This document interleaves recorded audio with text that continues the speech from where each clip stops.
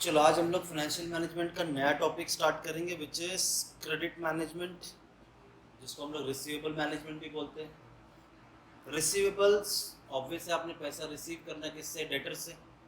और डेटर्स कब क्रिएट होता है? जब आप क्रेडिट सेल करते हो। और क्रेडिट सेल करने की वजह हमारा सेल बढ़े। जब उधार में चीज़ मिलती है ना तो हम कुछ भी खरीदते हैं, तो इस वजह से हमारा सेल बढ़ जाता है। अब सेल बढ़ेगा तो नुकसान भी होगा कुछ, सॉरी, सेल बढ़ेगा, अगर वो क्रेडिट में सेल बढ़ेगा तो कुछ ड्रॉबैक्स है क्रेडिट सेल के। कैश सेल्स में क्या है? कैश मिल गया। क्रेडिट सेल में क्या क्या ड्रॉबैक्स आते हैं? देखो, सबसे पहले देख लो, रिसीवेबल डेटर से लेना होता है, डेटर्स क्रिएट होता है क्रेडिट सेल से। हम क्रेडिट सेल्स क्यों करते हैं? ताकि हमारा सेल्स इंक्रीज हो। इसके कुछ ड्रॉबैक्स है हमारे क्रेडिट सेल्स की। एक तो पैसा डूबने का चांसेस होता है, बैड डेट्स। और जब आप क्रेडिट में सेल करते हो तो कोई लाके पैसा नहीं देगा, आपको कलेक्शन करना पड़ेगा, तो कलेक्शन कॉस्ट बढ़ेगा। कैश डिस्काउंट देना पड़े आपको, अर्जेंसी में पैसे की ज़रूरत है। आप बोल रहे हो कि भाई 10 दिन में जो पैसा देगा उसे मैं 5% डिस्काउंट दूंगा, तो लोग तो जल्दी से पैसा भी दे देंगे 5% डिस्काउंट के चक्कर में, वो तो मैं नुकसान है। और अगर आप क्रेडिट सेल नहीं करते, कैश में सेल करते, आपके पास पैसा आ जाता, वो पैसे को आप कहीं ना कहीं इन्वेस्ट कर सकते थे, तो एक इनकम की जो अपॉर्चुनिटी होती है वो भी तो आपके हाथ से जाती है। तो ये सारे ड्रॉबैक्स है हमारे क्रेडिट सेल के। बस ये ड्रॉबैक्स को याद रखना है और हमें बताना है कि हमारा प्रॉफिट कौन से ऑल्टरनेटिव में बेस्ट होगा। मतलब कि आपको एक प्रेजेंट पॉलिसी दी होगी कि आप कितने मंथ्स का क्रेडिट दे रहे हो। मान लो 30 डेज का क्रेडिट दे रहे हो और आप सोच रहे हो कि अगर 45 डेज का क्रेडिट दें या 60 डेज का क्रेडिट दें तो क्या ये पॉलिसी हमें बेनिफिशियल होगी या नहीं। बस ये पता करके देना, ये है हमारा क्रेडिट रिसीवेबल मैनेजमेंट। अच्छा, इसका पहले तो आपको इनकम स्टेटमेंट बनाना है। कैसे? सेल्स क्वेश्चन में दिया होगा, वेरिएबल कॉस्ट माइनस करो। वेरिएबल कॉस्ट या तो आपको कॉस्ट पर यूनिट के हिसाब से दिया होगा तो यूनिट से मल्टीप्लाई कर दो, या तो परसेंटेज में दिया होगा। तो याद रखो, अगर परसेंटेज में दिया है तो वेरिएबल कॉस्ट हमेशा किस पे कैलकुलेट होगा? सेल्स पे। एक बार आपने सेल्स में से वेरिएबल कॉस्ट माइनस किया, आपको मिल जाएगा कंट्रीब्यूशन। इसमें से फिक्स कॉस्ट माइनस करो, आपको मिल जाएगा ग्रॉस प्रॉफिट। इस ग्रॉस प्रॉफिट में से अगर कोई आपका बैड डेट्स हो रहा है, पैसा डूब रहा है, क्वेश्चन स्पेसिफाई कर रहा है, तो आपकी जो ग्रॉस प्रॉफिट है वो रिड्यूस हो जाएगी। और बैड डेट्स हमेशा किस पे कैलकुलेट होगा? सेल्स पे। फिर और एक खर्चा क्या हो सकता है? अपॉर्चुनिटी कॉस्ट कितनी है? तो ऑब्वियसली इसका एक तो ना अपॉर्चुनिटी कॉस्ट कैलकुलेट करने का तरीका है, इसमें आपको परसेंटेज रेट ऑफ इंटरेस्ट दिया होगा, कितना आप हाथ से गंवा रहे हो क्रेडिट सेल करके, हाथ में पैसा नहीं है तो। आपका ये जो अपॉर्चुनिटी कॉस्ट है ये कॉस्ट अप्रोच के हिसाब से कैलकुलेट होगा। मतलब वेरिएबल कॉस्ट और फिक्स्ड कॉस्ट दोनों को जोड़ के उसके ऊपर आप अपॉर्चुनिटी कॉस्ट कैलकुलेट करोगे। मान लो आपके पास वेरिएबल कॉस्ट दिया है, फिक्स्ड कॉस्ट नहीं दिया है, तो आप वेरिएबल कॉस्ट पे कैलकुलेट करो। मान लो आपके पास वेरिएबल भी नहीं है, फिक्स्ड कॉस्ट भी नहीं है, तो आप किस पे कैलकुलेट करोगे? सेल्स पे कैलकुलेट करोगे अपॉर्चुनिटी कॉस्ट। समझा? और जब मैं यहाँ पे सेल्स की बात कर रहा हूँ तो क्रेडिट सेल की बात कर रहा हूँ। क्लियर है? कैश डिस्काउंट अगर क्वेश्चन स्पेसिफाई करो तो वो माइनस कर दो। ग्रॉस प्रॉफिट में से ये सारे एक्सपेंसेस माइनस किए तो आपको मिल जाता है अर्निंग बिफोर टैक्स, उसमें से टैक्स माइनस कर दो, आपको मिल जाएगा अर्निंग आफ्टर टैक्स। जिसका इनकम बेटर होगा हम वो वाला ऑल्टरनेटिव चूज करेंगे, बस खत्म। ठीक है, यही है रिसीवेबल मैनेजमेंट। कोई भी सम सॉल्व करेंगे तो हमें ये फॉर्मेट बनाना ही बनाना है। आपको क्वेश्चन पढ़ के बस ये देखना है कितने ऑल्टरनेटिव्स हैं। ठीक है, तो चलो अब मैं कुछ और डिटेल बता देता हूँ। मैंने कहा वेरिएबल कॉस्ट या तो परसेंटेज में दिया होगा तो आप सेल्स पे कैलकुलेट करो, या तो आपको कंट्रीब्यूशन का परसेंटेज दे दिया होगा। वेरिएबल कॉस्ट का अगर परसेंटेज दिया है तो सेल्स पे कैलकुलेट करो, कंट्रीब्यूशन मिल जाएगा। या तो आपको कंट्रीब्यूशन का परसेंटेज दिया होगा तो सेल्स दिया है, दोनों का डिफरेंस आपको मिल जाएगा वेरिएबल कॉस्ट। डन? या तो आपको पीवी रेशियो दिया होगा, तो याद रखना अगर पीवी रेशियो 30% बोला है तो याद रखना पीवी रेशियो और वेरिएबल कॉस्ट दोनों मिला के हमेशा 100% होता है। अगर आपको पीवी रेशियो 30% बोला है तो वेरिएबल कॉस्ट कितना परसेंट होगा? 70%। तो ये एक यूनिक चीज़ याद रखना। ज़्यादा कैलकुलेशन मगजमारी नहीं करनी है, आप लोग को इतना याद रखना, अगर क्वेश्चन में पीवी रेशियो दे दिया 40%, तो याद रखो आप वेरिएबल लोगे 60%। समझा? बस ये एक यूनिक चीज इसमें याद रखो। दूसरा, fixed cost in present policy will be same in all alternatives unless any changes required। ये जो आपका फिक्स कॉस्ट है, यहाँ पे अगर 1 लाख है तो यहाँ पे भी 1 लाख, यहाँ पे भी 1 लाख, अनटिल अनलेस कुछ चेंजेस ना बोला हो तो। नहीं तो वो लोग बोले कि भाई प्रेजेंट पॉलिसी में चलो 1 लाख है, बाद में फिक्स कॉस्ट आपका 20% बढ़ जाएगा तो 1,20,000 लेना पड़ेगा। ये डिपेंड करता है question to question. Next, opportunity cost. आप अपॉर्चुनिटी कॉस्ट हमेशा कैलकुलेट करोगे किस पे? Total cost. टोटल कॉस्ट मतलब variable cost plus fix cost. बताया वेरिएबल कॉस्ट फिक्स कॉस्ट नहीं दिया, सिर्फ वेरिएबल दिया तो वेरिएबल पे कैलकुलेट करो। वेरिएबल फिक्स दोनों नहीं दिया है तो किस पे कैलकुलेट करोगे? सेल्स पे। इसका कैलकुलेशन मैं आपको बता रहा हूँ। टोटल कॉस्ट लेना, क्रेडिट पीरियड कितना दे रहे हो? 30 दिन का उधार दे रहे हो, 45 डेज का दे रहे हो, 60 डेज का। तो अगर डेज में दिया है 60 डेज तो डिवाइड बाय 365 करो। अगर आपको वीक्स में दिया है तो 52 से डिवाइड करो, और अगर मंथ में दिया है तो 12 से डिवाइड करो और मल्टीप्लाई कर दो क्या इंटरेस्ट रेट है जो आपके हाथ से अपॉर्चुनिटी जा रही है। ठीक है, अगर ये आप कैश में सेल करते पैसा आता तो मुझे इतना % इंटरेस्ट मिलता। क्वेश्चन बोलेगा ये सब चीज़ें। If fixed cost is not given, consider variable as total cost. If fixed and variable both are not given, consider sales as base हमारा। अगर ये, अब देखो मैंने आपको बोला था एक तो ये याद रखना पीवी रेशियो, ऊपर से अब ये याद रखना, ध्यान रखो क्या बोला है। If payment by instalment then weighted average credit period is considered. मतलब मान लो यहाँ पे 30 डेज बोला है, यहाँ पे 45 डेज बोला है, यहाँ पे 60 डेज, ऐसे डेज बोले। मान लो अगर आपको क्रेडिट पीरियड दिया ही नहीं है तो क्रेडिट पीरियड आपको ढूंढना होगा। तो आपको बोला होगा कि भाई इंस्टॉलमेंट में आपको पैसा मिल रहा है, 30% 30 दिन में मिलता है, 50% 50 दिन में, और बचा हुआ 20% हमें 10 दिन में मिलता है। तो आप दोनों को मल्टीप्लाई कर दो, 30 का 30%, 50 का 50% और 10 का 20%, तो आ रहा है 9, 25, 2, तीनों को जोड़ दो, इतना क्रेडिट पीरियड दे रहे हैं।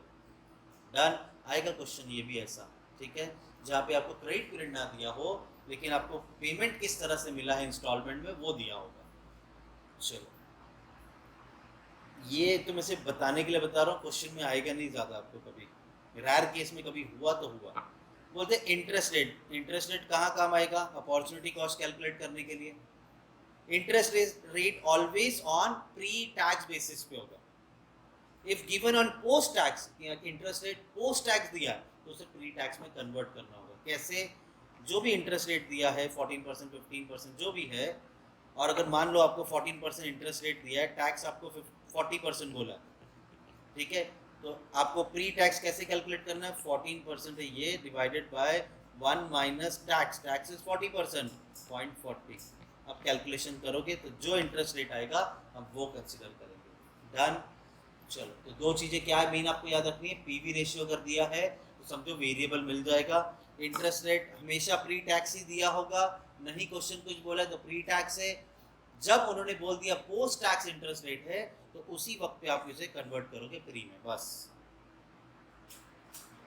ठीक है, क्रेडिट पीरियड का फॉर्मूला तो ठीक है, ठीक है, ठीक है। चलो, बेसिक आपको पूरा बता दिया। स्ट्रक्चर याद रखना, ये स्ट्रक्चर आपको बनाना है। सेल्स में से माइनस होगा variable cost, will get contribution, minus fix cost, will get gross profit. इसमें से 3 मेजर खर्चे, बैड डेट्स, अपॉर्चुनिटी कॉस्ट और कैश डिस्काउंट। कभी कभी इन दोनों में सिर्फ बैड डेट्स दिया होगा और अपॉर्चुनिटी कॉस्ट दिया होगा, कभी किसी सम में कैश डिस्काउंट भी आ जाएगा। चलो देखते क्या।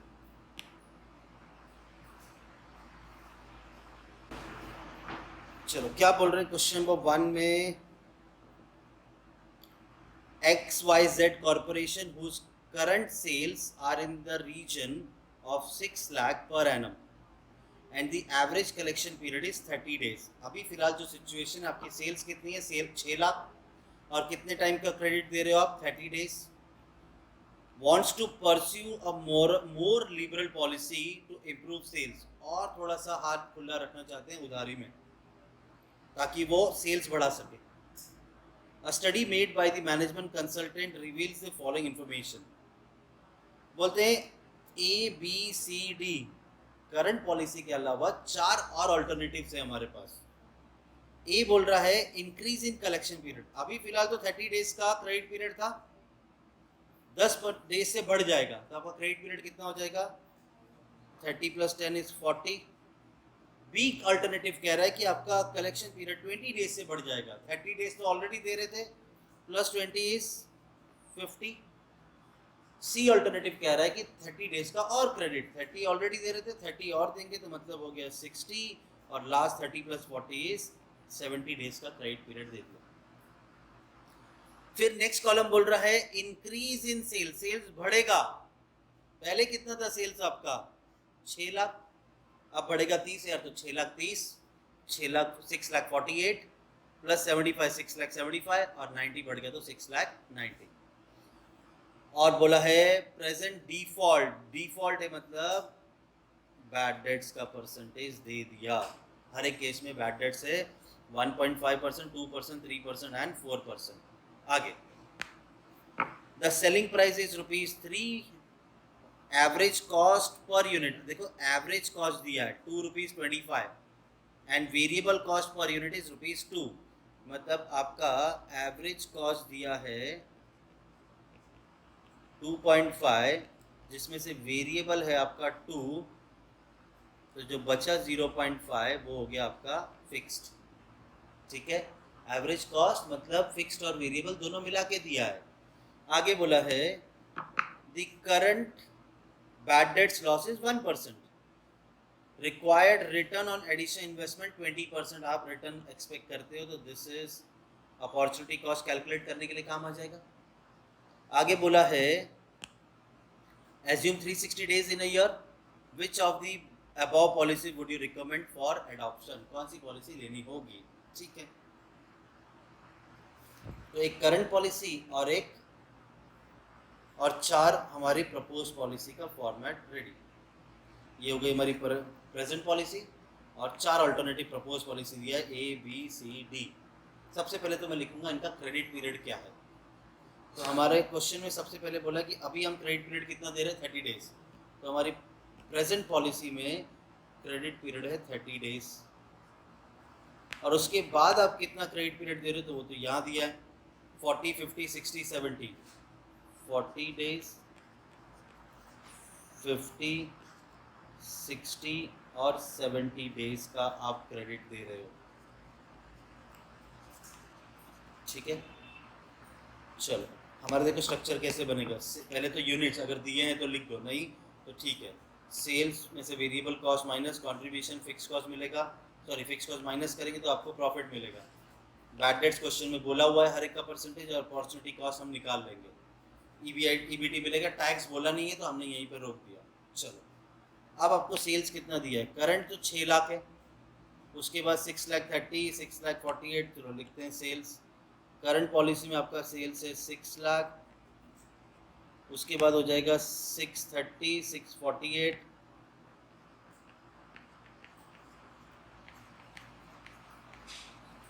उसके बाद हो जाएगा 675, 690,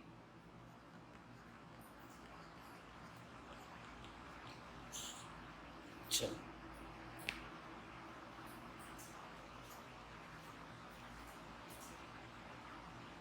आपका बोला है सेलिंग प्राइस पर यूनिट है ₹3, तो यहाँ पे सेलिंग प्राइस है आपका 3, तो आप सेल्स की अमाउंट को सेल्स पर यूनिट से डिवाइड करोगे तो आपको यूनिट्स मिल जाएंगे। मतलब 6 लाख को 3 से डिवाइड तो उसके यूनिट्स, 6,30,000 को 3 से डिवाइड तो उसके यूनिट्स। चलो 6 लाख डिवाइडेड बाय 3 तो आपके 2 लाख यूनिट्स है।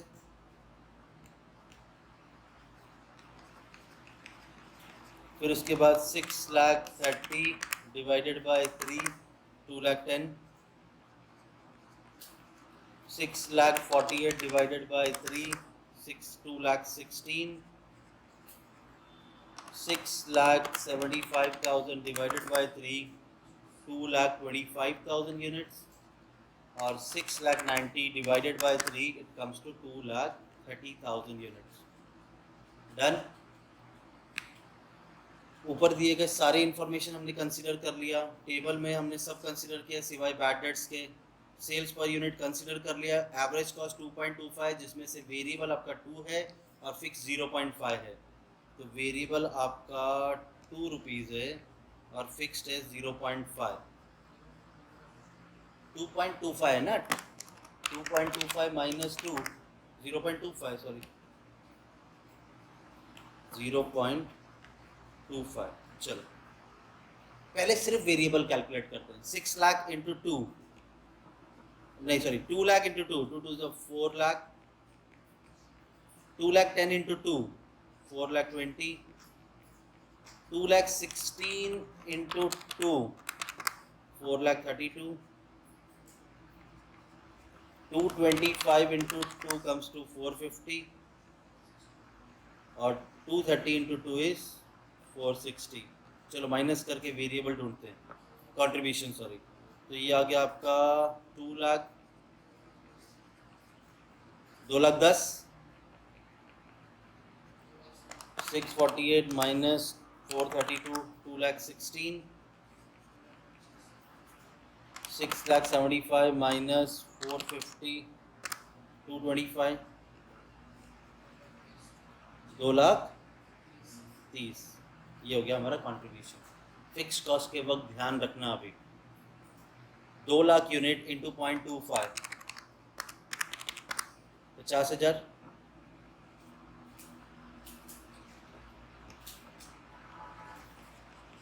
फिक्स खर्चा तो फिक्स रहेगा, फिर चाहे आप ज़्यादा यूनिट बनाओ या कम यूनिट बनाओ। जो प्रेजेंट पॉलिसी में फिक्स खर्चा है वही खर्चा हमारे प्रपोज पॉलिसी में आएगा। चलो फिक्स माइनस करेंगे तो आपको मिल जाएगा ग्रॉस प्रॉफिट 2 लाख में से 50 गया, 1 लाख 50, 1 लाख 60, 2 नहीं 1 लाख 66, 175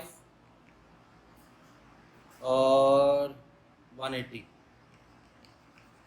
ठीक है, अब आपको बैड डेट्स के परसेंटेज दिए। सबसे पहले तो यहाँ पे बोला दी करंट बैड डेट्स लॉसेज 1%, और बैड डेट्स हमेशा सेल्स पे निकालेंगे। आपका सेल्स कितना है 6 लाख, इसका 1% तो हो गया 6000। तो चलो बैड डेट्स मिला हमें 6000। सेकेंड केस में आपका बैड डेट्स है 1.5, तो चलो सेल्स का 1.5% निकालो। 6 लाख 30 इंटू 1.5%, 9450।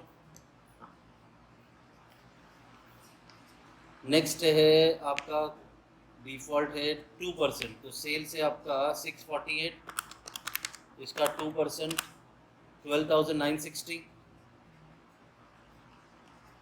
फिर आपका सेल्स है 6,75,000 और आपका क्रेडिट और बैड डेट्स बोल रहे हैं 3%, तो चलो 3% निकालेंगे, इसका 20,250। लास्ट आपका सेल्स है 6,90,000, इसके ऊपर कितना परसेंट बोला है 4%, 6,90,000 का 4% इज 27,600। फिर अपॉर्चुनिटी कॉस्ट आएगी, जरा ध्यान देना। फिक्स्ड और वेरिएबल आपके पास दोनों दिया हुआ है, ये रहा वेरिएबल, ये रहा फिक्स्ड। ठीक है, कितना परसेंट बोला है आपको 20%।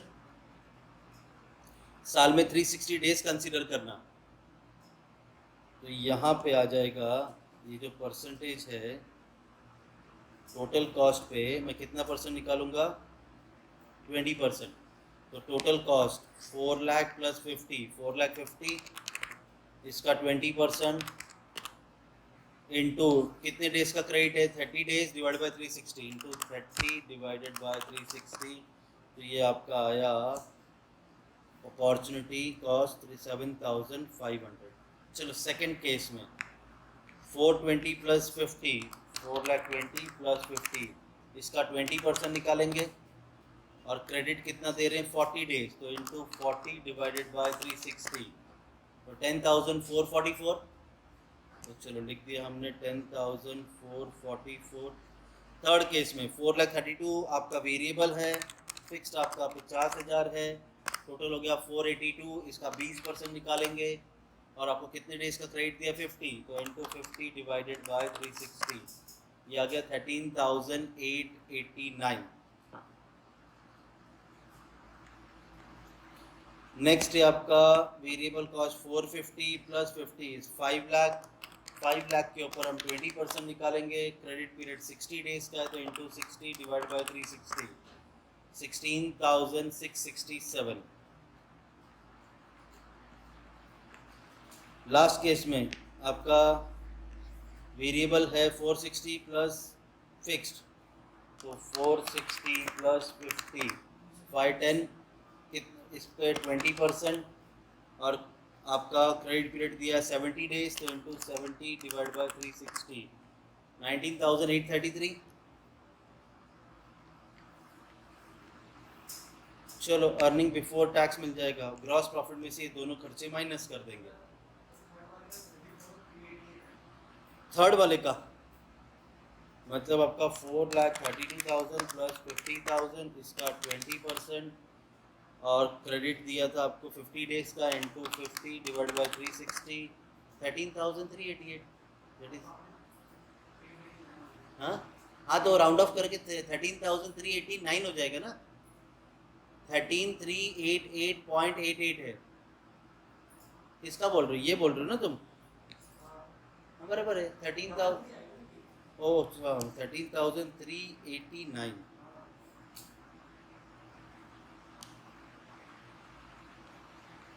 चलो अब माइनस करते हैं। ग्रॉस प्रॉफिट है 1,50,000, इसमें से माइनस 6,000 माइनस 7,500, तो आपका आ रहा है आंसर 1,36,500।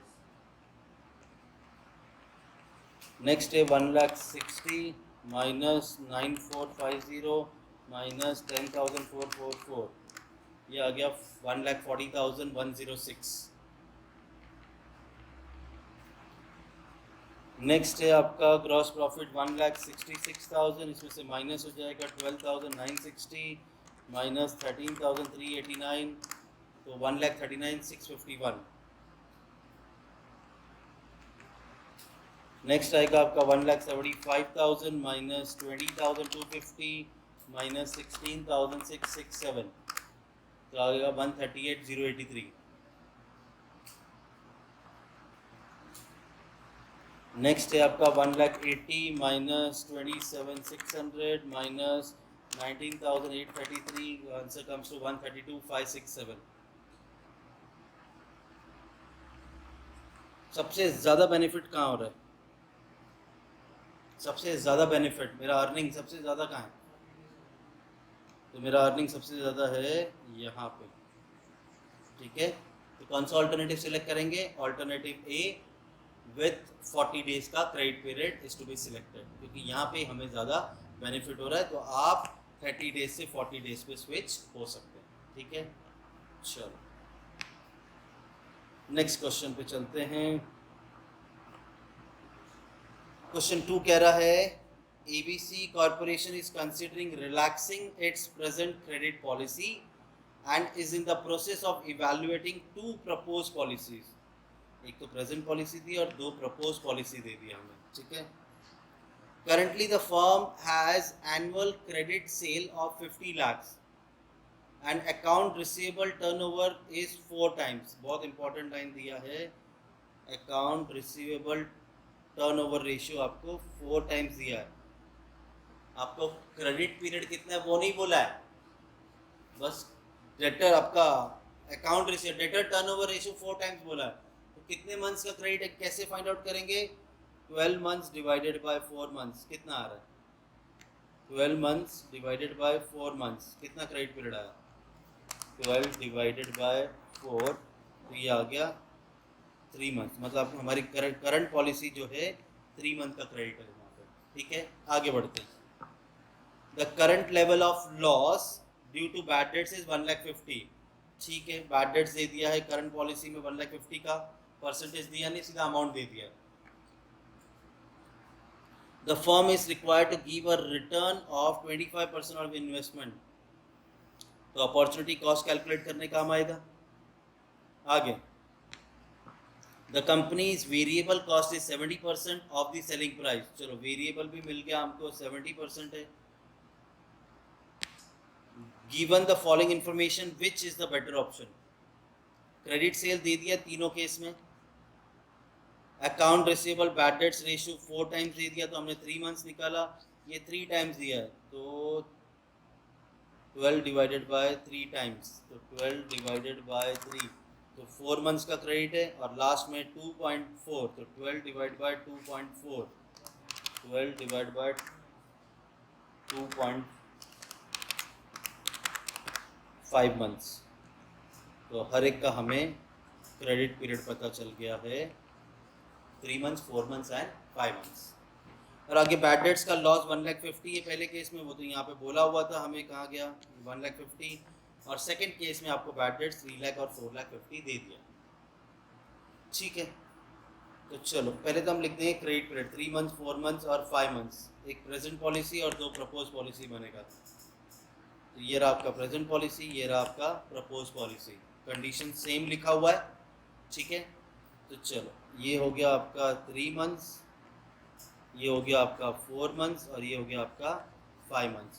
तो याद रखना यहाँ पे जब अपॉर्चुनिटी कॉस्ट कैलकुलेट करोगे तो डिवाइडेड बाय 12 मंथ्स आ जाएगा। पिछला सब में डेज था तो इसके लिए 360 लिया, यहाँ पे मंथ्स है तो 12 मंथ्स लेंगे। ठीक है, और कितना परसेंट आपका अपॉर्चुनिटी कॉस्ट कैलकुलेट होगा 25%। तो ठीक है, यहाँ पे हम लिख देते हैं अपॉर्चुनिटी कॉस्ट कैलकुलेट होगा 25%। ठीक है, तो चलो अब पढ़ते हैं आगे क्या करना है। ठीक है, यहाँ पे बोला आपका करंट सेल था 50 लाख, तो ठीक है पहले केस में हमने लिख दिया हमारा सेल्स है 50 लाख। उसके बाद बोला है आपका बैड डेट्स लॉस है पहले केस में 1,50,000, तो चलो बैड डेट्स लिख देते हैं हम लोग 1,50,000। उसके बाद बोला है आपको द फर्म रिक्वायर, ये 25% हमने कंसीडर कर लिया है। वेरिएबल कॉस्ट आपका 70% है, तो वेरिएबल कॉस्ट 70%, तो चलो 50 लाख का 70% हमारा वेरिएबल है 35 लाख, तो आपका कंट्रीब्यूशन आ गया 15 लाख का। डन, चलो आगे बढ़ते हैं। फिर उसके बाद में बोल दिया था कि आपका एनुअल क्रेडिट सेल्स 50 लाख तो लिख दिया, बाकी केस में 60 लाख और 67,50,000 है, तो यहाँ पे हमने लिखा 60 लाख और यहाँ पे लिखा 67,50,000। डन, उसके बाद ये जो 4 time 3 time 2.4 time debtor turnover ratio बोला था, इससे हमने मंथ कैलकुलेट कर लिया, कितने मंथ का क्रेडिट है वो भी लिख दिया। बैड डेट्स का लॉस 1,50,000 ये हमने लिखा है, बाद में 3 लाख और 4,50,000 है, तो चलो यहाँ पे बैड डेट 3 लाख और 4,50,000 है, और तो कुछ नहीं बोला है, तो ठीक है। बाकी सबका भी हम वेरिएबल ढूंढ लेंगे, वो तो 70% ही रहेगा, तो 60 लाख का 70% is my variable, that is 42 lakh, और 67,50,000 का 70% 47,25,000 माइनस करेंगे तो हमें कंट्रीब्यूशन मिल जाएगा। 60 लाख में से माइनस किया 42 लाख, तो 18 लाख का कंट्रीब्यूशन है। 67,50,000 इसमें से माइनस करेंगे 47,25,000, तो कंट्रीब्यूशन 20,25,000 है। फिक्स कॉस्ट दिया ही नहीं है कहीं पर भी, तो यही हमारा प्रॉफिट बन जाएगा 15 लाख, 18 लाख और 20,25,000। अब बचा क्या है, सिर्फ अपॉर्चुनिटी कॉस्ट कैलकुलेट करना। इस बार आपके पास फिक्स कॉस्ट दिया है क्या, नहीं, तो वेरिएबल कॉस्ट को ही आप टोटल कॉस्ट कंसीडर करोगे। तो 35 लाख का 25% और 3 मंथ्स अपॉन 12, क्योंकि 3 मंथ्स का क्रेडिट है, तो 35 लाख हमारा टोटल कॉस्ट, इसके ऊपर 25% इंटू 3 डिवाइड बाय 12, तो ये आ गया 2,18,750। सेम आया 2,18,750।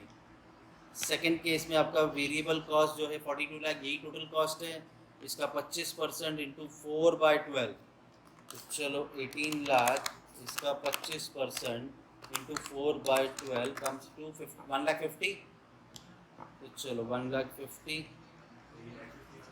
3,50,000, हाँ 18 लाख नहीं वेरिएबल, सॉरी मेरे गलती हो गई, 42 लाख है वेरिएबल, इसका 25% इंटू 4/12, 42 लाख इंटू 25% इंटू 4/12, 3,50,000 आ रहा है।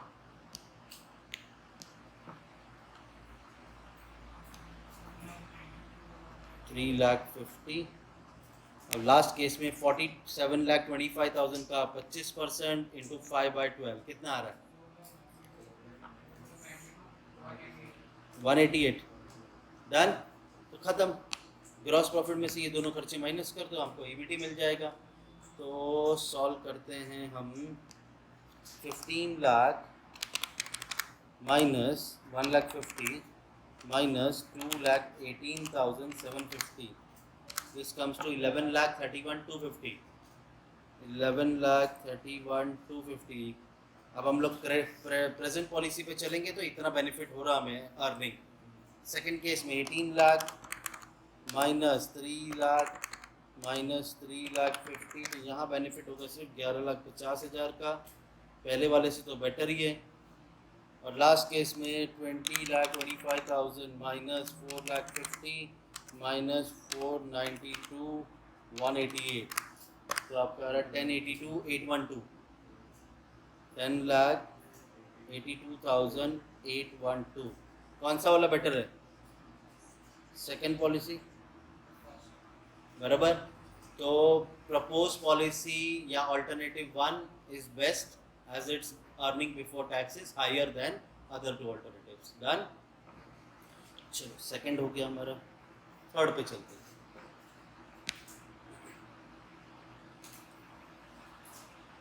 Gemini Products Limited is considering the revision in its credit policy with a view to increase its sales and profit. Currently, all its sales are on credit, and the customer are given 1 month time. 1 month time. तो ये आ गया आपका credit period 1 month है। 1 month time to settle the dues. It has a contribution of 40% on sale. इस बार क्या दे दिया है? Contribution सीधा दे दिया 40%, ठीक है।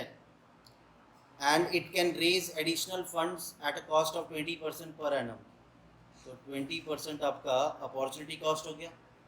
आगे, the marketing director of the company has given the following option with the draft estimate for consideration. Current position क्या है और 3 अल्टरनेटिव दिए। करंट पोजीशन में आपका 200 लाख का सेल है, बाकी आपका अलग अलग पॉलिसी में 210 लाख 220 और 250। हम भी क्या करेंगे, ऊपर हेडिंग में लिख देंगे अमाउंट इन लैक्स खत्म, और 200 210 220 लेके ही चलेंगे। आपका क्रेडिट पीरियड है 1 मंथ 1.5 मंथ 2 मंथ और 3 मंथ। बैड डेट्स का परसेंटेज दे दिया है। अब एक नया आइटम आया, कॉस्ट ऑफ क्रेडिट एडमिनिस्ट्रेशन। उधार जो दिया है उसको देख रेख करने के लिए आपके एडमिन डिपार्टमेंट में कुछ लोग हैं, वहाँ पे खर्चा आ रहा है 1.2 लाख 1.3 लाख 1.5 लाख और 3 लाख। तो आपके यहाँ पे क्वेश्चन में जो हम जब सॉल्यूशन सॉल्व करेंगे, जैसे ही आप ग्रॉस प्रॉफिट पे पहुँचोगे, वैसे तो हम 3 खर्चे माइनस करते हैं, बैड डेट्स, कैश डिस्काउंट और अपॉर्चुनिटी कॉस्ट। यहाँ पे इस बार बैड डेट्स बोला है, और बैड डेट्स के साथ में अपॉर्चुनिटी कॉस्ट भी निकलेगा, परसेंटेज दिया हुआ है। और तीसरा खर्चा एक और आ जाएगा, कॉस्ट ऑफ एडमिनिस्ट्रेशन। समझा इस बार? चलो, advise the company to take the right decision, working should form part of your answer. चलो ठीक है, सबसे पहले तो मैं क्रेडिट पीरियड लिखूंगा, सॉरी 1 1.5 2 3। तो आपके करंट पोजीशन के साथ में 3 अल्टरनेटिव और बनेंगे। तो ये रहा हमारा करंट पॉलिसी के साथ 3 अल्टरनेटिव और बने, ठीक है। इन सब का क्रेडिट पीरियड कितना दिया है? 1 1.5 2 और 3, 1 मंथ 1.5 मंथ 2 मंथ और 3 मंथ, बराबर। चलो ये तो हमने लिख दिया। अब क्या करें, सेल्स लिख देते हैं। 200 210 220 250, 200 210 याद है, 220 250। अमाउंट इन लाख, ठीक है। अब आगे ये भी लिख दिया हमने। बैड डेट्स तो बाद में करेंगे और कॉस्ट ऑफ एडमिन भी बाद में करेंगे। अब हमें चाहिए क्या, वेरिएबल कॉस्ट या कंट्रीब्यूशन। ठीक है, हमें दिया है यहाँ पे 1 मंथ का क्रेडिट कंसीडर कर लिया, कंट्रीब्यूशन 40% है, तो चलो भाई कंट्रीब्यूशन 40%, चलो निकालो 200 का 40%, 80, 210 का 40%, 84, 220 का 40%, 88 और 250 का 40%, 100। दोनों का डिफरेंस जो होगा वो हमारा वेरिएबल होगा। ये दिया हुआ है, ये दिया हुआ है, तो ये आ गया आपका 120, 210 माइनस 84 126, 220 माइनस 88 इज 132 और 250 माइनस 100 150। डन। पूरे क्वेश्चन में कहीं पर भी फिक्स कॉस्ट नहीं दिया था आपको, तो ये माइनस करके वही आंसर आने वाला है आपका। Gross profit 80, 84, 88, 100। बैड डेट्स के परसेंटेज दिए हुए हैं, चलो पहला कैलकुलेट करेंगे। 2% किस पे, सेल्स पे। सेल से आपका 200, 200 का 2% 4। नेक्स्ट केस में 2.5%, चलो निकालो सेल्स पे। 210 का 5% 10.5। उसके बाद नेक्स्ट आपको कितना दिया है, 3% बैड डेट्स, तो सेल कितना है आपका 220, 220 का 3% है 6.6 और लास्ट में आपका कितना दिया है 5% बैड डेट्स, तो आपका सेल्स है 250 into 5% is 12.5। Cost of administration दिया है, ये तो अमाउंट में दे दिया हमें 1.20 लाख, 1.30 लाख, 1.20, 1.30, उसके बाद दे दिया है 1.50 और 3 लाख, 1.50 और 3 लाख। उसके बाद अपॉर्चुनिटी कॉस्ट निकालेंगे। अब अपॉर्चुनिटी कॉस्ट किस में निकालेंगे, वेरिएबल पे, क्योंकि फिक्स खर्चा दिया नहीं है। अब अपॉर्चुनिटी कॉस्ट है कितना परसेंट, अपॉर्चुनिटी कॉस्ट है आपका 20% बराबर। तो इसे मैं नीचे ले लेता हूँ,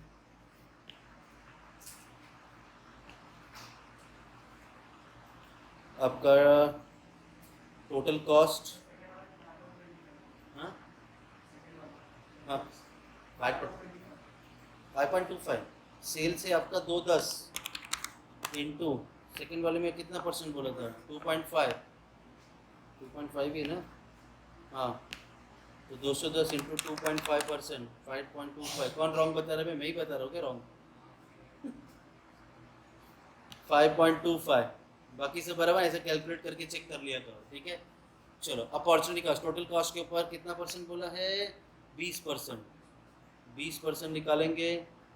डेटा आपको मंथ्स में दिया है तो डिवाइड बाय 12 करेंगे। ठीक है, तो चलो वेरिएबल कॉस्ट 120 का 20% इंटू 1/12, 120 इसका 20% इंटू 1 डिवाइडेड बाय 12, तो ये आया आपका 2 लाख। सेकेंड केस में आपका वेरिएबल है 126, 126 का 20% इंटू कितना मंथ्स 1.5 मंथ्स डिवाइड बाय 12, 3.15। उसके बाद वेरिएबल है 132, तो 132 का 20% क्रेडिट पीरियड है 2 मंथ्स, तो इंटू 2 डिवाइड बाय 12, 4.4 लाख। और लास्ट आपका वेरिएबल है 150, इसका 20% क्रेडिट पीरियड है 3 मंथ्स, तो इंटू 3 डिवाइड बाय 12, तो ये आया 7.5 लाख। अब आपको मिल जाएगा क्या ईबीटी। तो चलो एक एक करके माइनस करते हैं हम।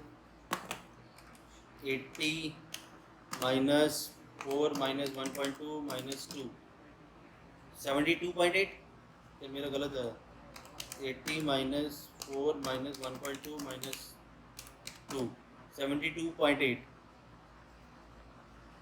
Next 84 minus 5.25 minus 1.3 minus 3.15, 74.3।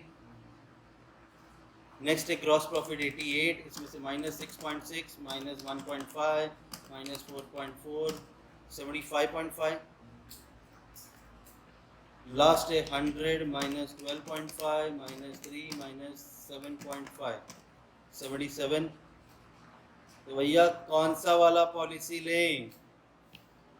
Last वाला alternative 3 with 3 months credit is to be accepted। Done. बड़े सिंपल सिंपल से सम है, दिखते बड़े ऐसे। ये गलती से इधर कैपिटल बजटिंग लिख दिया है, ठीक है। क्या बोला है यहाँ पे? The following are the details regarding the operation of a firm during period of 12 months. आपका सेल्स दे दिया 12 lakh, selling price per unit भी दे दिया 10, वेरिएबल कॉस्ट पर यूनिट दिया 7, आपका टोटल कॉस्ट पर यूनिट 9 है। ये क्यों दिया 9 बताओ? ये 9 क्यों दिया?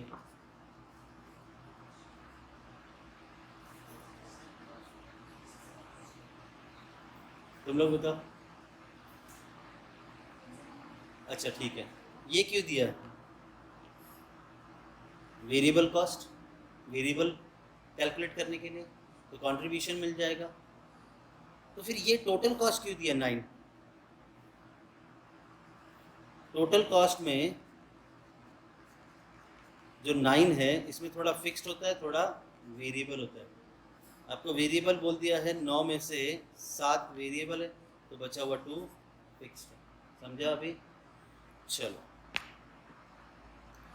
Credit period allowed to customer is 1 month. फिलहाल हम 1 मंथ का क्रेडिट दे रहे हैं। आगे the firm is considering a proposal for a more liberal extension of credit which will result in increasing the average collection period from 1 month to 2 months. ठीक है, अभी जो आप 1 मंथ दे रहे हो ये बढ़ के 2 मंथ्स हो जाएगा। ठीक है, इससे क्या होगा? This relaxation is expected to increase the sales by 25%। तो जो आपकी 12 लाख की सेल थी वो 25% से बढ़ जाएगा प्रपोज पॉलिसी में, आप ज़्यादा क्रेडिट दोगे तो। You are required to advise the firm regarding the adoption of new credit policy. Presume that the firm's required rate of return on investment is इतना, तो वो एक्सपेक्ट कर रहे हैं 25%। This is your opportunity cost. एक तो present policy बनेगा और एक प्रपोज पॉलिसी बनेगा, दो ही। ये है हमारा प्रेजेंट पॉलिसी, ये है हमारा प्रपोज पॉलिसी।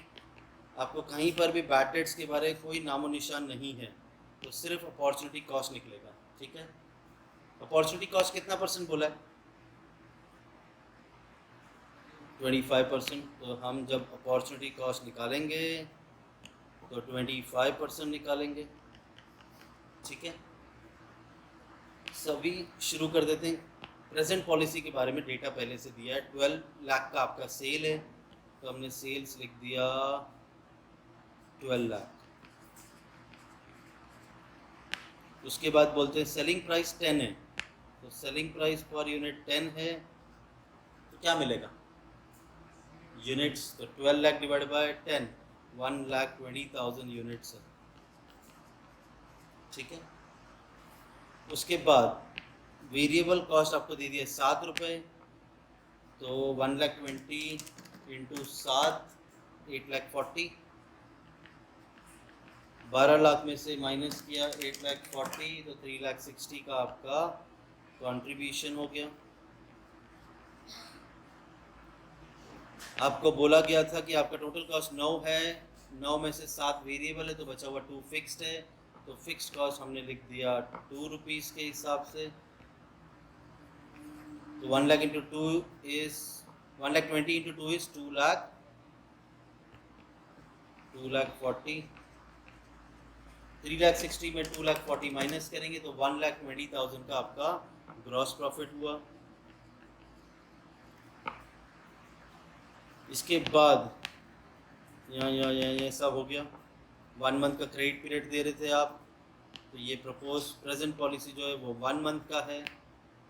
उसके बाद बोलते हैं फर्म कंसीडर कर रहा है थोड़ा और क्रेडिट पीरियड देने का, जिससे आपका कलेक्शन पीरियड 1 मंथ से 2 मंथ्स हो जाएगा। तो आपका प्रपोज पॉलिसी 2 मंथ्स का है। फिर ये लोग कह रहे हैं कि भाई this relaxation is expected to increase sales by 25%, तो 25% बढ़ाएंगे। तो 12 लाख का तो ऑलरेडी सेल था प्लस 25%, तो 15 लाख हो गया।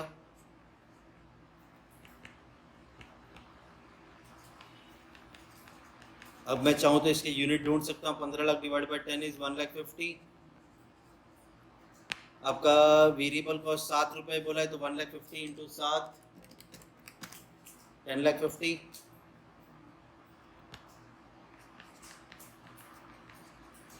तो आपका कंट्रीब्यूशन आया 4,50,000। फिक्स कॉस्ट तो फिक्स्ड ही रहेगा 2,40,000। तो 4,50,000 माइनस 2,40,000 कम्स टू 2,10,000। बचा क्या? अपॉर्चुनिटी कॉस्ट निकालना। डेटा मंथ्स में दिया, 1 महीने का उधार, 2 महीने का उधार, तो डिवाइड बाय 12 हो जाएगा। किस में निकालेंगे कैलकुलेशन? वेरिएबल कॉस्ट और फिक्स कॉस्ट दोनों पे, ये वेरिएबल और ये फिक्स दोनों पे निकलेगा। तो 8,40,000 आपका वेरिएबल है, 2,40,000 ऐड कर देंगे, 10,80,000। इसका 25% निकालेंगे। 1 मंथ का क्रेडिट है तो इंटू 1 डिवाइड बाई 12, तो आपका अपॉर्चुनिटी कॉस्ट है 22,500। नेक्स्ट निकालेंगे अपॉर्चुनिटी कॉस्ट, तो यहाँ का वेरिएबल है 10,50,000 प्लस 2,40,000, इसका 25%, 2 महीने का क्रेडिट है तो इंटू 2 डिवाइड बाई 12, 53,750।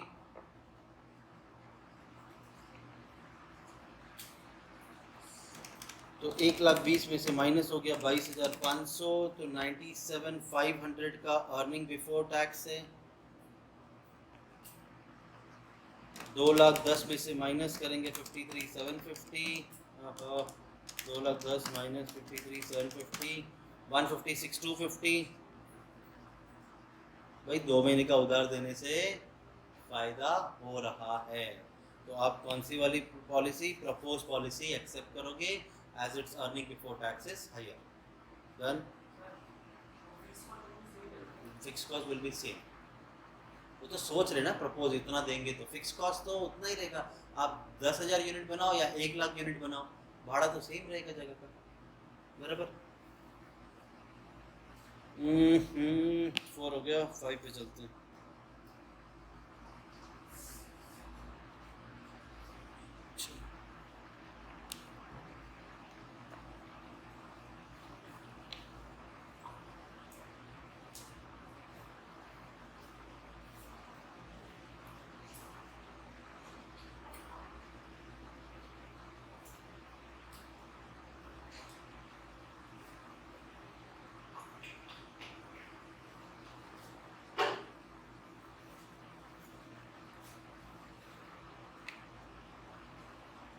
नेक्स्ट है question 5। A firm is considering pushing up its sales by extending credit facility to the following category of customer. Customer with 10% risk of non-payment. ये वो customer है जो 10% पैसा डुबाएंगे। Customer with 30% risk of non payment, दो category के हिसाब से आपको बताना है। ये वो कैटेगरी है जहाँ पे 10% बैड डेट्स है, ये वो कैटेगरी जहाँ पे 30% बैड डेट्स है। The incremental sales expected in case of category A, यहाँ पे आपका सेल्स है 40,000, while in category B they are 50,000। ठीक है, कोई दिक्कत नहीं। यहाँ पे आपका 40,000 का सेल है, यहाँ पे आपका 50,000 का सेल है। The cost of production and selling cost are 60% of sales, while the collection cost is 5% of sales in case of A and 10% in sales of B. आपका प्रोडक्शन का खर्चा 60% है, और जबकि आपका कलेक्शन कॉस्ट है, ये खर्चा और आ गया, कलेक्शन कॉस्ट जो कि 5% ए कैटेगरी में है। यहाँ पे आपका कलेक्शन कॉस्ट है 5%, और यहाँ पे आपका कलेक्शन कॉस्ट है 10%.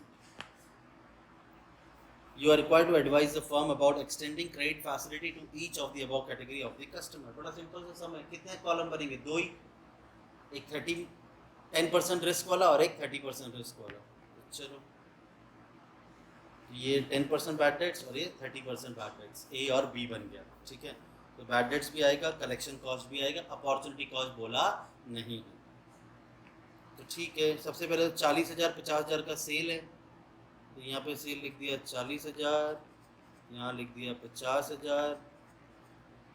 उसके बाद बोल रहे हैं आपका कॉस्ट ऑफ प्रोडक्शन है 60%, तो आपका वेरिएबल ले लो चाहिए तो इसे 60%, तो 40,000 का 60% कम्स टू 24,000 और 50,000 का 60% कम्स टू 30,000।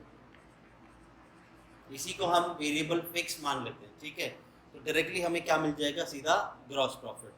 तो इसे हम रख देते हैं डैश डैश, तो ये आ गया 20,000 का आपका ग्रॉस प्रॉफिट, और ये कितने का आया, 16,000 का ग्रॉस प्रॉफिट। बैड डेट्स बोला 10% 30%, 10% हो गया 1,600 और 20,000 का 30% हो गया 6,000।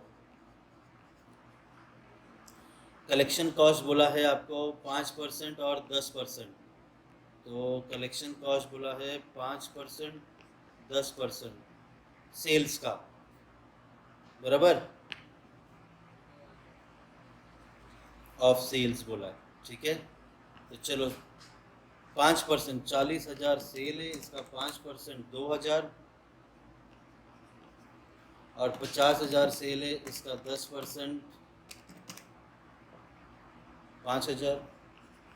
हो गया ख़त्म, माइनस कर देंगे तो हमको मिल जाएगा earning before tax.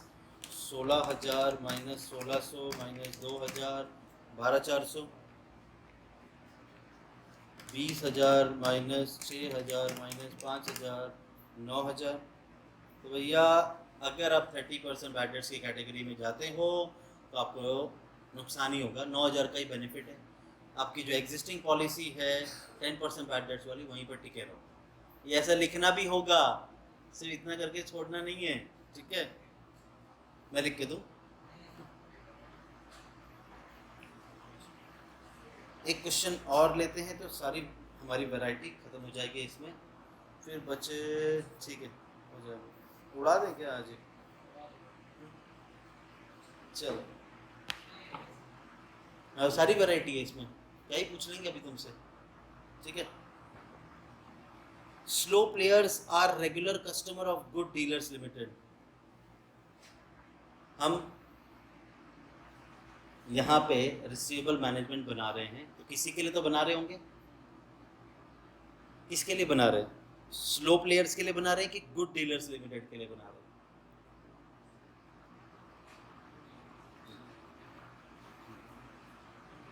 Good dealer, क्योंकि क्योंकि यहाँ पे क्या बोला है, slow players are regular, slow player तो हमारा कस्टमर है, और जो गुड डीलर्स है ऑफ गुड डीलर, तो ऑब्वियस सी बात है ये सेलर है, तो हम तो इसी का बनाएंगे receivable management.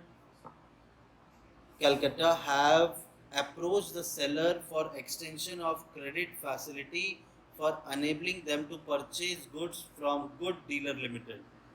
On the analysis of past performance and on the basis of information supplied, the following pattern of payment schedule emerges in the regards of slow player.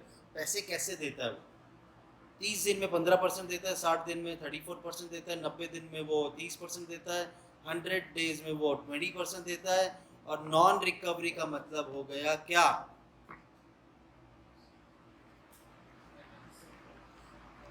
%1, ठीक है। तो ऐसे केस में आपको क्रेडिट पीरियड ऑब्वियसली नहीं दिया होगा, आपका क्रेडिट पीरियड, आपको कलेक्शन कैसे कैसे हो रहा है उसका जब आपको कैलकुलेशन दे दिया तो समझ जाओ कि आपको क्रेडिट पीरियड नहीं दिया होगा, पढ़ लो चाहे पूरा क्वेश्चन, ठीक है। अब हम करेंगे क्या, इसका क्रेडिट पीरियड निकालेंगे। 30 का 15%, 60 का 34%, 90 का 30% और 100 का 20%, सबका टोटल करेंगे, वो होगा हमारा क्रेडिट पीरियड। तो चलो 30 इंटू 15% हो गया 4.5, 60 इंटू 34% हो गया 20.4, 90 का 30% हो गया 27 और 100 का 20% हो गया 20। इन सब का टोटल कर दो, 20 प्लस 27 प्लस 20 20.4 प्लस 4.5, 71.9 डेज का आप क्रेडिट पीरियड दे रहे हो।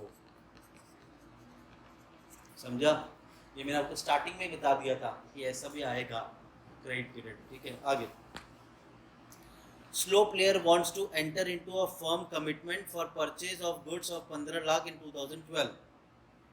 Deliveries to be made in equal quantities of first day of each quarter in the calendar year। बोलते हर क्वार्टर के फर्स्ट डे पे, मतलब हर 3 महीने के बाद आपको पहले दिन पे आपको मुझे मटेरियल देना है। The purchase price, the price per unit of the commodity is 150, on which a profit of 5 per unit is expected to be made। क्या बात है, ये लोग क्या बोल रहे हैं, आपका प्राइस पर यूनिट है 150 रुपये और सीधा प्रॉफिट दे रहे हैं 5 रुपये। मतलब सेल दे दिया और सीधा ग्रॉस प्रॉफिट, ना वेरिएबल ना कंट्रीब्यूशन ना फिक्स कॉस्ट, सीधा प्रॉफिट, बाकी सब डैश। आगे। It is anticipated by the good dealer limited that taking up of this contract would mean an extra recurring expenditure of 5,000 per annum।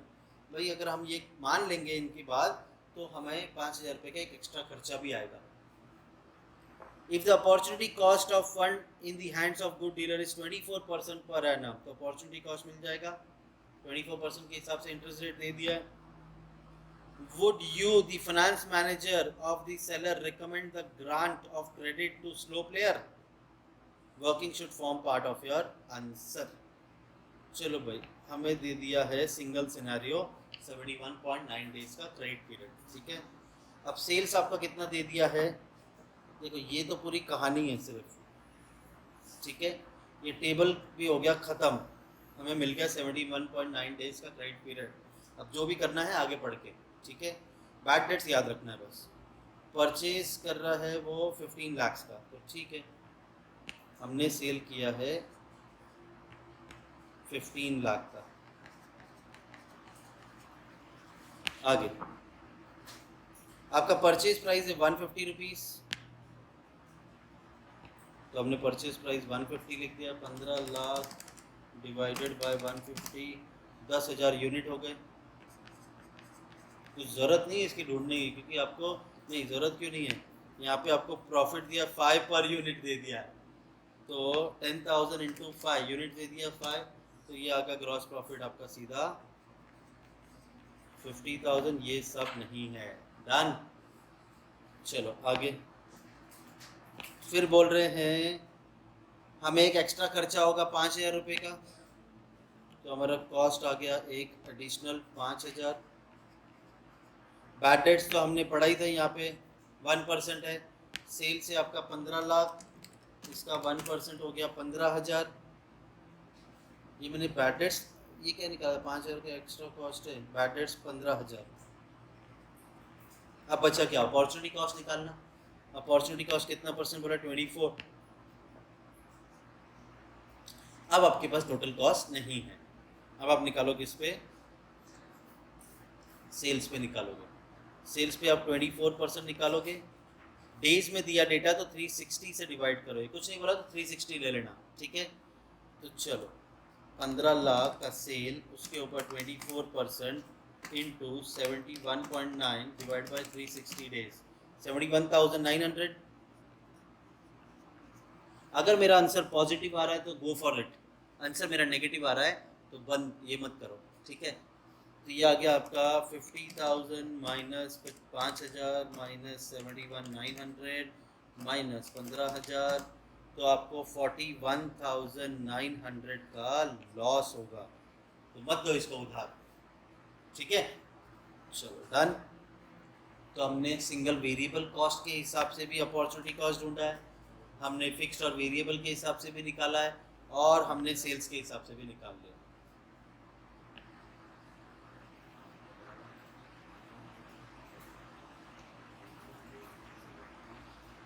Doubt है, देख लो। Amount अलग आ रहा है क्या,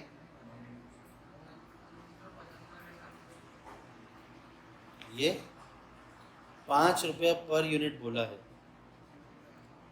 क्वेश्चन में बोला है प्रॉफिट आपका ₹5 पर यूनिट है, इसीलिए तो मैं बोल रहा था अरे अच्छा हुआ यूनिट्स निकालना है, तो 10,000 इंटू 5 50,000 डन। अगर 10,000 कहाँ से है ये मत पूछ लेना डन। चलो 7th वाला देखते हैं question. Trinath traders limited currently sales on term of 30 days. फिलहाल तो हम 30 दिन का उधार दे रहे हैं। All the sales are on credit basis, बहुत अच्छी बात है। And average collection period is 35 days. Collection period आपका 35 डेज है, बट फिलहाल आप उधार कितने का दे रहे हो? 30 डेज का। Currently it sales 5 lakh unit at an average price of 50 rupees में बेच रहे हैं। The variable cost to sales is 75% और आपका बैड डेट से 3%। ये तो हमें एग्जिस्टिंग पॉलिसी का अब तक का इंफॉर्मेशन दे दिया है। In order to expand sale, the management of the company is considering changing the credit terms from net 30 to 2/10 net 30। सत्यानाश हो, तो समझा नहीं समझा? उनका कहने का मतलब है अगर आप 10 दिन में हमें पैसा देते हो तो हम आपको 2% का डिस्काउंट देंगे। 2/10 नेट 30, नहीं तो 30 दिन का उधार तो फिक्स है। समझा अभी? मतलब 10 डेज में अगर आप पैसा देते हो तो हम आपको 2% का डिस्काउंट देंगे। लो आ गया कैश डिस्काउंट। अभी तक किसी सब में कैश डिस्काउंट नहीं आया था, यहाँ पे आ गया कैश डिस्काउंट भी। तो चलो ठीक है, जब देख लेंगे कौन मानता है डिस्काउंट पे पैसा देने के लिए। आगे बोला है due to the change in the policy sales are expected to go up by 10%, हम 10% बढ़ा देंगे। Bad debts loss on additional sale, बहुत इंपॉर्टेंट लाइन दे दी इन्होंने। Bad debts loss additional sales पे 5%। और आगे बोला है and bad debts loss on existing sales will remain at 3%। हाँ भाई, पहले तो 3% ही था। बोलते हैं अगर आप क्रेडिट पीरियड चेंज करते हो तो जो नॉर्मल सेल्स कर रहे थे पहले से वो तो आपका 3% ही रहेगा बैड डेट्स, लेकिन जो आप सेल्स बढ़ा रहे हो, सेल्स बढ़ाने की बात की है क्या? हाँ की है। Sales expected to go up by 10%। तो जो ये 10% आपका सेल्स बढ़ेगा इस पे आपका बैड डेट्स 5%, मतलब आपको बैड डेट्स 2 बार कैलकुलेट करना होगा प्रपोज पॉलिसी में। ओरिजिनल जो सेल था उसके ऊपर 3% और जो एडिशनल सेल्स है उसके ऊपर 5% आपको निकालना होगा। ठीक है, अब आती है सबसे important line. 40% of the customer expected to avail the discount and pay on the 10th day।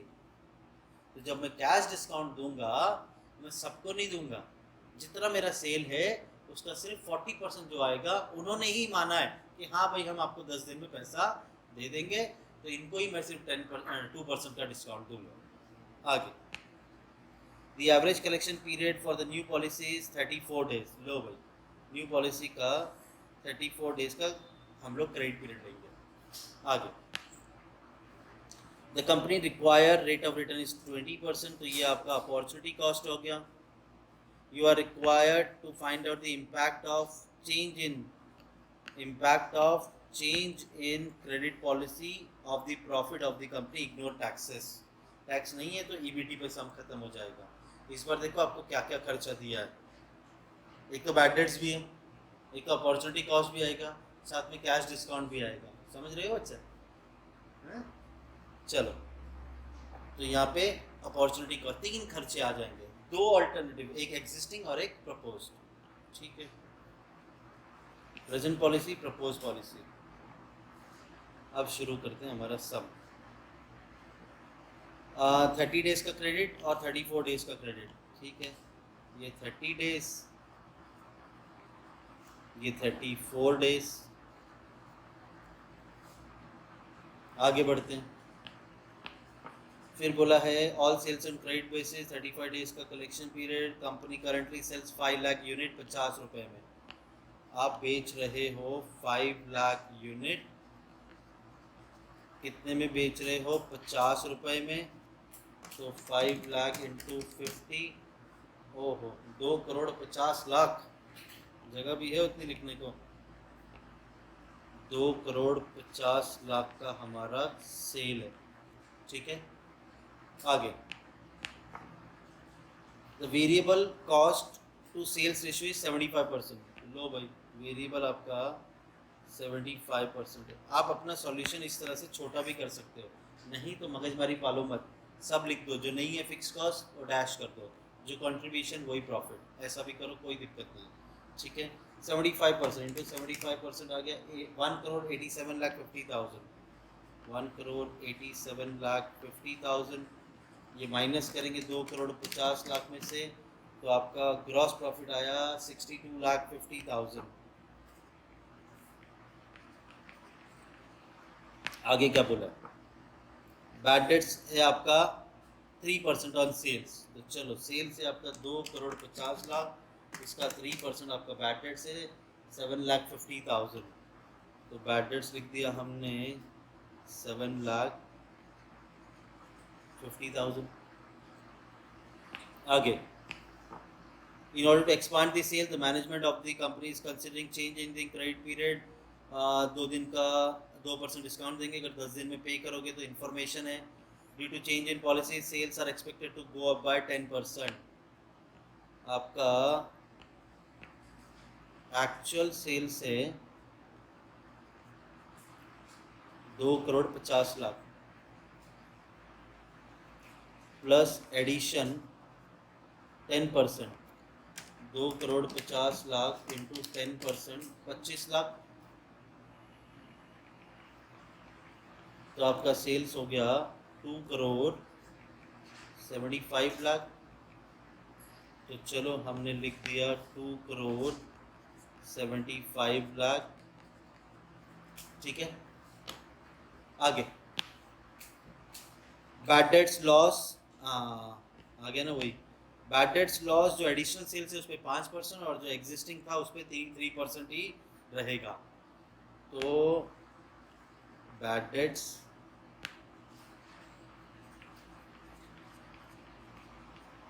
Existing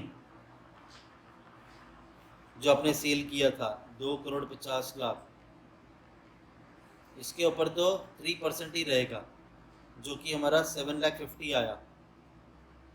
और जो एडिशन आपने किया है 25 लाख का सेल, ये 25 लाख का कहाँ से आया समझा क्या?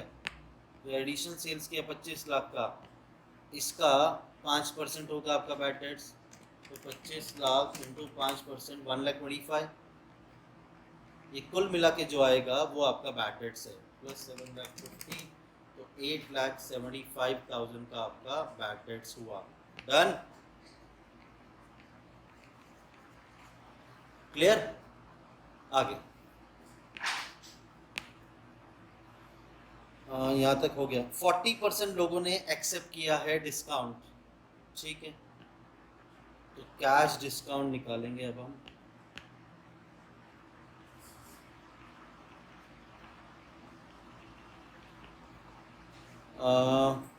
आपका सेल है 2 करोड़ 75 लाख, इसका जो 40% आएगा 2 करोड़ 75 लाख इंटू 40%, 1 करोड़ 10 लाख,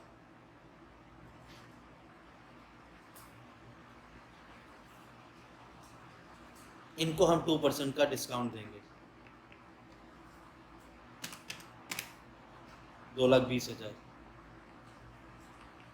भाई एग्जिस्टिंग में तो कुछ नहीं डिस्काउंट दे रहे थे, यहाँ दे रहे हैं हम 2,20,000 का डिस्काउंट। एग्जिस्टिंग में क्यों आएगा, ये तो प्रपोज में बोल रहे हैं वो लोग, ठीक है। अब इसके बाद अपॉर्चुनिटी कॉस्ट 20% निकालना है। आपके पास वेरिएबल तो है ना, यहाँ नहीं निकाला अभी तक variable. 75%, 2 crore 75 lakh into 75%, 2 crore 6,25,000, 2 crore 6,25,000 minus 2 crore 75 lakh, 68,75,000 आपका प्रॉफिट आ गया। अपॉर्चुनिटी कॉस्ट तो वेरिएबल पे निकालेंगे, अपॉर्चुनिटी कॉस्ट कितना परसेंट बोला है? 20%। तो ठीक है, 20% निकालना है वेरिएबल के ऊपर, लेकिन मंथ्स नहीं डेज दिया तो 360 से डिवाइड करना होगा। तो मेरा वेरिएबल है 1,87,50,000, इसके ऊपर 20% 30 डिवाइड बाय 360, तो आ गया आपका 1,87,50,000, इसके ऊपर 20% इंटू 30 डेज डिवाइडेड बाय 360, 3,12,500 का हमारा अपॉर्चुनिटी कॉस्ट है। प्रपोज में निकालते हैं, तो यहाँ पे वेरिएबल कॉस्ट 2,06,25,000, इसका 20% इंटू 34 डिवाइडेड बाय 360, 3,89,583, बराबर ना? 3,89,583।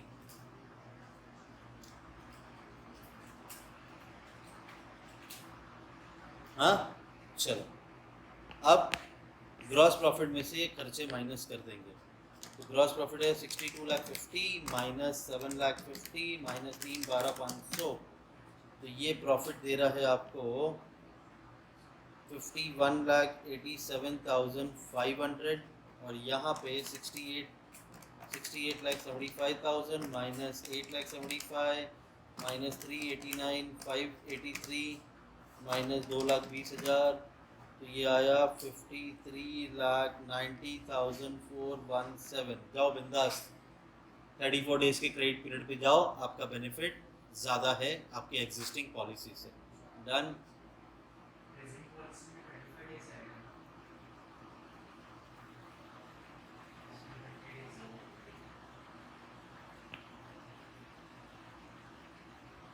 ठीक,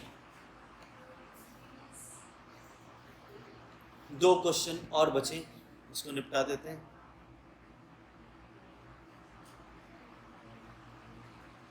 लो भाई, एक क्वेश्चन फैक्टरिंग का भी है,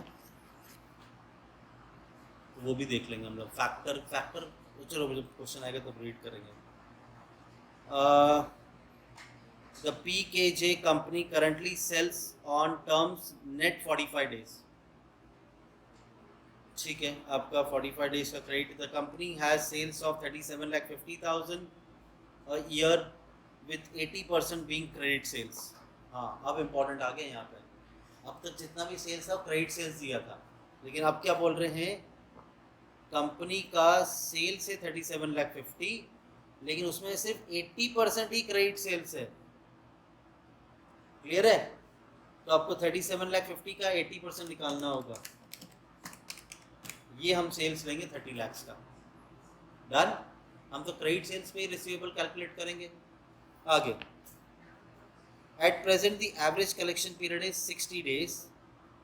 The company is now considering offering term 2% discount, अगर 10 days में दिया, नहीं तो 45 days का तो क्रेडिट दे ही रहे हैं। It is expected that the new credit term will increase the current credit sales by 1/3. अभी तो 30 लाख था ना, 80% निकाला तो 1/3 से आपका सेल्स बढ़ जाएगा। The company also expects 60% credit sales. अच्छा, ये important आ गया पिछली बार जैसा। The company expects that 60% of the credit sales will be on discount and average collection period आपका 30 days दे दिया है। पिछली बार 40% लोगों ने कैश डिस्काउंट एक्सेप्ट किया था, इस बार कैश डिस्काउंट 60% लोगों ने एक्सेप्ट किया। The average collection period reduced to 30 days. The average selling price of the company is 100 per unit, और वेरिएबल कॉस्ट है आपका 85% of selling price. The company is subject to a tax rate, इस बार tax आ गया तो EBT में से tax भी माइनस करना होगा।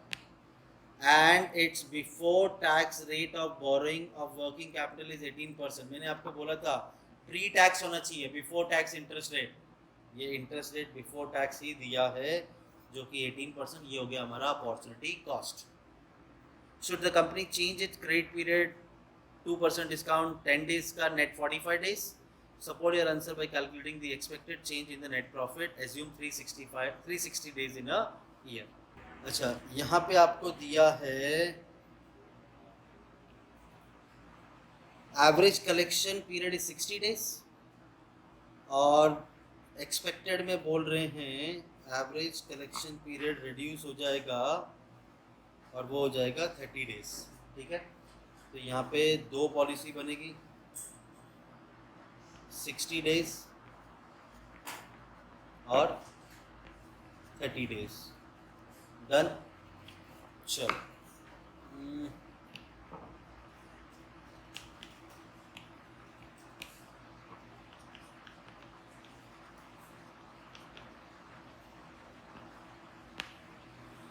यहाँ पे बोला है कंपनी करंटली सेल्स 45 डेज का टर्म है, सेल्स है 37 लाख 50, उसका 80% क्रेडिट सेल्स है। सो 37 लाख क्रेडिट सेल्स निकालेंगे अब हम।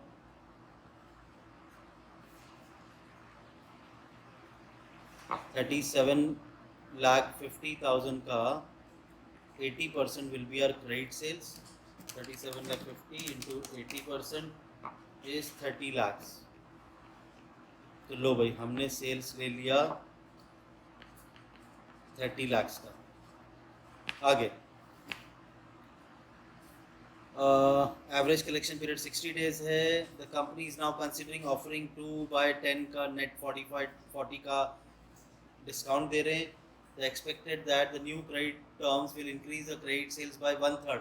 आपका क्रेडिट सेल्स 1/3 से बढ़ जाएगा। इसका 1/3 निकालो जरा, 30 लाख का 1/3 10 लाख, ये बढ़ जाएगा तो आपका सेल कितना हो जाएगा 40 लाख। ये हो गया आपका सेल्स 40 लाख, 1/3 बढ़ गया, 30 लाख का 1/3 10 लाख बढ़ जाएगा तो 40 लाख हो जाएगा।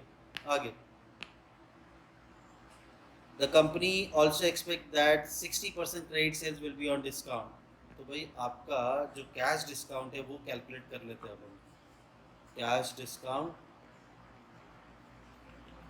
तो भाई आपका जो क्रेडिट सेल्स है 40 लाख, इसमें से 60% लोगों ने एक्सेप्ट किया है कि हाँ भाई हम ले लेंगे डिस्काउंट, तो इनको कितना परसेंट डिस्काउंट देंगे 2%। 40 लाख इंटू 60%, इसका 2% हमारा कैश डिस्काउंट है, तो कैश डिस्काउंट आ गया हमें 48,000। डन। आगे the average collection period reduce to 30 days, तो वो लिख दिया हमने। The average selling price of the company is 100 per unit और वेरिएबल कॉस्ट है 85%। आपका सेल्स है 100 रुपीज़ के हिसाब से, तो 100 माइनस 30,000 का आपका सेल्स हुआ, डिवाइड करके 30 लाख डिवाइडेड बाय 100 और 40 lakh divided by 100 is 40,000 units. ठीक है, फिर आपको बोला है वेरिएबल कॉस्ट 85% है। आपका वेरिएबल कॉस्ट 85% है, सो 30 लाख इसका 85% 25,50,000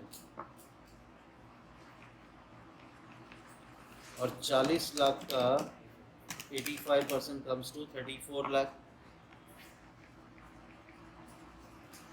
तो चलो माइनस करेंगे तो contribution that is gross profit मिल जाएगा। 30 लाख माइनस 25 लाख 50,000 4 लाख 50 और ये 6 लाख। डन। उसके बाद कंपनी का टैक्स रेट है 40%, तो ईबीटी में से लेस करेंगे टैक्स 40%, तो आपको मिल जाएगा अर्निंग आफ्टर टैक्स। उसके बाद है आपका अपॉर्चुनिटी कॉस्ट 18% है, तो लो भाई अपॉर्चुनिटी कॉस्ट है हमारा 18%। वेरिएबल कॉस्ट की टोटल कॉस्ट लेंगे, आपका वेरिएबल कॉस्ट है 25,50,000, इसका 18% इंटू 60 डिवाइडेड बाय 360 76,500।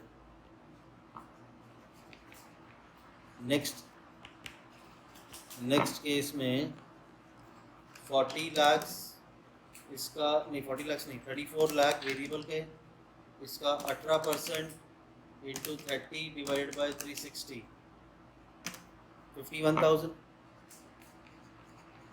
डन। चलो उसके बाद हाँ ठीक है, सब हो गया, 2% डिस्काउंट भी दे दिया है, ख़त्म कहानी।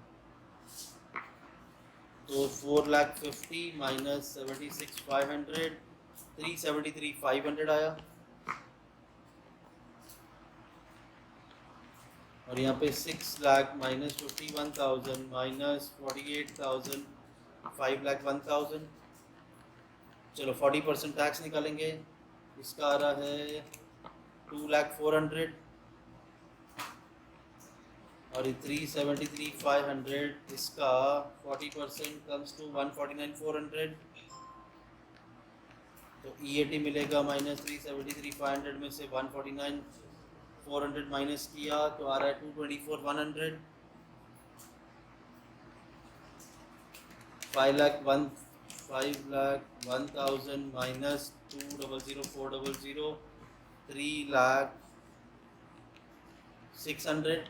Go for the proposed policy, क्योंकि उसका आपका अर्निंग ज़्यादा है। फैक्टरिंग का क्या होता है पता कि मैंने सेल किया, कौन मगजमारी करे कलेक्शन का, किसी फैक्टर को अपॉइंट कर लो, वो आपके लिए कलेक्शन करेगा, तो ऑब्वियस सी बात है वो आपसे कमीशन भी लेगा। तो फैक्टरिंग का अगर कैलकुलेशन करना है तो ये रहा, हमने कितना रिसीवेबल इकट्ठा करना है, उसमें से फैक्टर की कमीशन माइनस कर दो। फैक्टर पूरा पैसा आपको कभी भी नहीं देगा, वो थोड़ा पैसा रख के देगा। मतलब मान लो मैंने 10 लाख रुपए इकट्ठा करना है कहीं से, मैंने फैक्टर को बोला भाई तेरी जो कमीशन बनती है तो ले ले, मुझे पैसा इकट्ठा करके दे दे। बोलते 10 लाख है ना, मैं 9 लाख ही दूंगा, 1 लाख रोक दूंगा, बाद में दूंगा, मैं बाद में दूंगा तुम्हें वो 1 लाख। मतलब ठीक है चलेगा। तो रिजर्व भी हटा दो। आपका कितना 10 लाख मिलना था, कमीशन बोल रहा है 10% अगर है तो ये 1 लाख हो गया। उसने 1 लाख रोक के पैसा दिया तो दिया कितना 8 लाख। अब वो आपको इंटरेस्ट भी चार्ज करेगा। फैक्टर बोलेगा तेरा पैसा तो 3 महीने बाद आने वाला है, तू मुझसे पैसा अभी लेके बैठ रहा है तो मैं कुछ परसेंटेज इंटरेस्ट भी लूँगा। तो इंटरेस्ट हमेशा बैलेंस जो वो पैसा हमें दे रहा है उसी के ऊपर इंटरेस्ट कैलकुलेट होगा। 10 लाख पे मत इंटरेस्ट कैलकुलेट कर देना, जितना उसने हमको दिया वो उसी पे इंटरेस्ट कैलकुलेट करेगा। फिर मालूम पड़ जाएगा अमाउंट पेड बाय फैक्टर कितना है, तो हमें मिल जाएगा अमाउंट पेड बाय फैक्टर, क्योंकि इंटरेस्ट भी तो हमारी जेब से गया। इसके साथ आपको पूछेंगे effective cost of factoring. Effective cost of factoring पूछेंगे तो ये जो फीस और कमीशन दिए ना, ये आपको खर्चा हुआ, इंटरेस्ट आपको खर्चा हुआ, ये तो आपको वापस मिल जाएगा ना बाद में। तो आपका खर्चा क्या हुआ, सिर्फ जो उसे कमीशन दिया और जो इंटरेस्ट लगा है उसको डिवाइड कर दो अमाउंट पेड बाय फैक्टर से, आपको मिल जाएगा effective cost of factoring. Done. चलो देखते हैं क्या है इसमें। A firm has a total sales of 1,20,000 and its average collection period is 90 days। मतलब 30 3 महीने के बाद पैसा मिलने वाला है, तो आपको इंटरेस्ट भी 3 महीने का ही चार्ज करेगा factor. The past experience indicate that the bad debts loss were 1.5% of sales. The expenditure incurred by the firm in administrating receivable collection efforts are 50,000। देखो भाई, हम अगर पैसा इकट्ठा करेंगे तो 1.5% बैड डेट्स होने वाला है, और 50,000 जो है वो एडमिनिस्ट्रेशन बंदे रखे होंगे हमने पैसा इकट्ठा करने के लिए, वो खर्चा है। अब factor is prepare to buy the firm receivable. एक फैक्टर है, बोलता है दो मैं खरीदता हूँ, मैं आपको पैसा इकट्ठा करता हूँ। मैं बोला ठीक है, बाय चार्जिंग 2% कमीशन, बोलता मैं 2% कमीशन चार्ज करूँगा। मैंने ठीक है वो भी ले ले। The factor will pay advance on receivable to the firm at an interest rate of 16%। वो आपसे इंटरेस्ट चार्ज करेगा 16%। After withholding 10% of the reserve, वो 10% रोक के पैसा देगा आपको। Calculate the effective cost of factoring assuming 360 days in a year.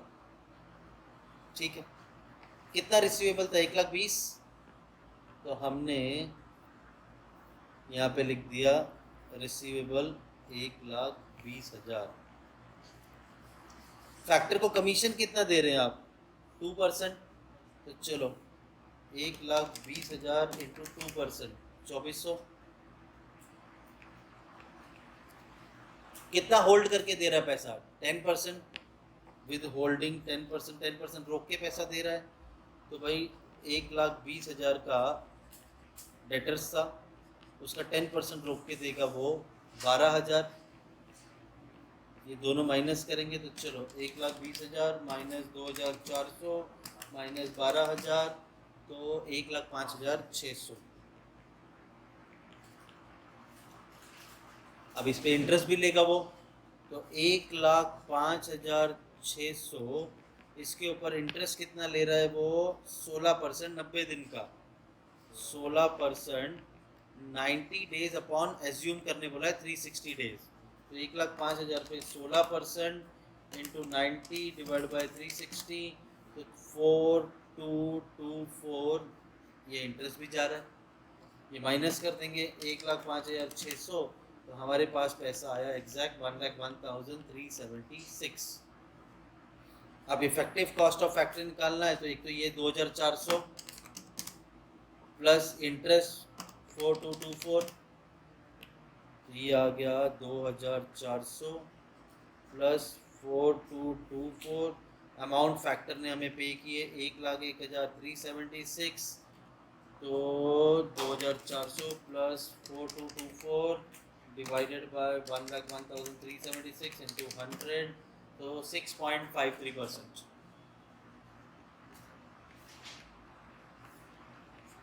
और यहाँ होता है हमारा रिसीवेबल